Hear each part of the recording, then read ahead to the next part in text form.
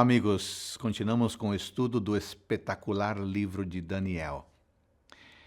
Daniel e seus amigos se mantiveram fiéis enquanto estavam na corte babilônica. Mesmo cercados de idolatria e todo tipo de superstição, eles se mantiveram firmes em sua identidade, lealdade e confiança no Deus verdadeiro. Tal testemunho os colocou em rota de colisão com o sistema pagão de adoração, que, naquele contexto, estava entrelaçado ao governo civil. O capítulo 3 de Daniel apresenta um dos pontos altos desse conflito. 3 questões parecem ser destacadas ao longo do texto. Primeira, quem detém a autoridade suprema, versos 1 e 2. Segunda, quem deve ser adorado, versos 13 a 23. E terceira, quem é o mais poderoso, versos 14 até o 30. A crise de adoração do capítulo começa com uma descrição da grande autoridade do rei Nabucodonosor. Ele levantou uma grande estátua no campo de Dura, na província da Babilônia, e reuniu representantes de todo o reino e povos conquistados, ordenando que eles a adorassem. O capítulo repete 3 vezes a longa lista de autoridades que foram reunidas.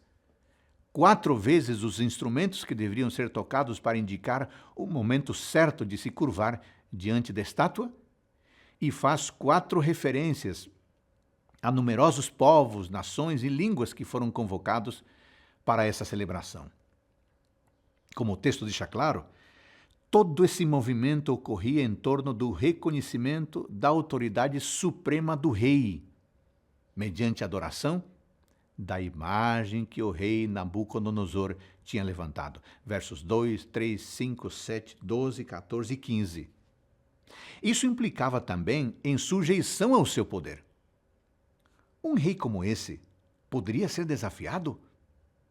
O texto diz que alguns se levantaram no meio da celebração para acusar uns homens judeus, Sadraque, Mesaque e Abednego, verso 12, que, ao que parecia, não se importavam com o número de instrumentos tocados ou com quantas figuras públicas estavam presentes. Eles sabiam que o rei Nabucodonosor não deveria ser obedecido acima de qualquer autoridade, pois havia uma lei superior em seu coração e na sua mente. Ao interrogar os jovens e descobrir que eles de fato se recusavam a adorar a estátua, o rei se enfureceu, mas decidiu dar a eles mais uma oportunidade. Usando a mesma linguagem político-religiosa presente em todo o capítulo, lembrou-lhes de que ele, o grande Nabucodonosor, era quem havia levantado a estátua e os ameaçou falando novamente do decreto de morte. Quem se recusasse a adorar seria atirado na fornalha de fogo ardente.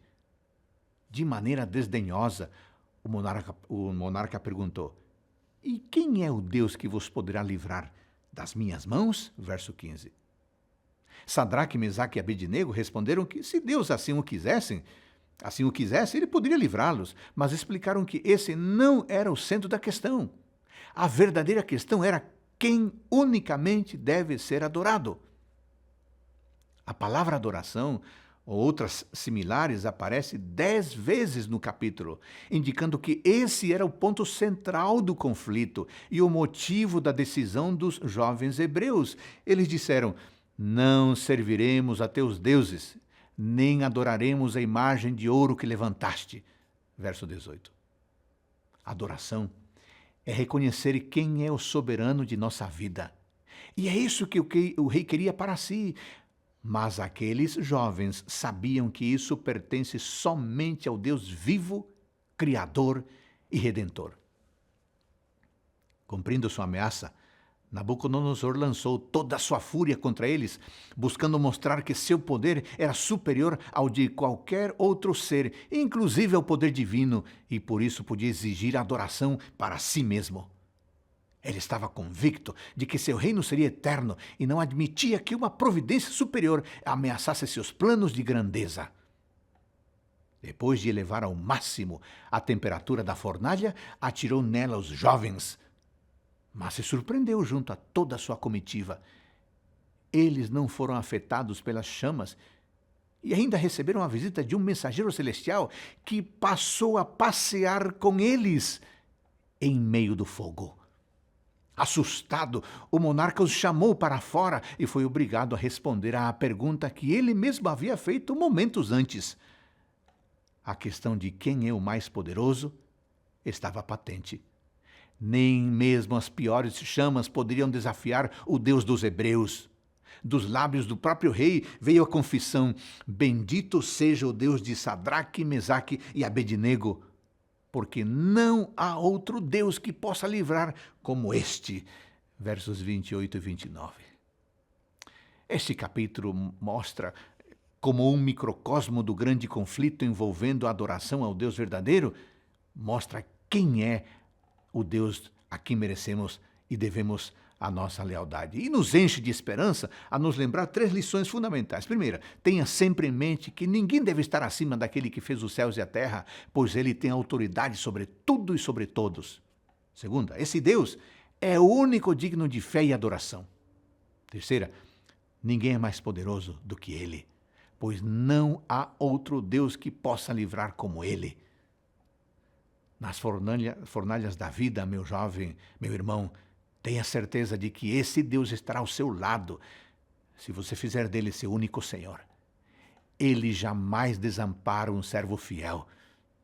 Que esta seja a certeza, a sua certeza neste dia, e que você e eu sejamos leais, apesar de tudo e de todos. Amém.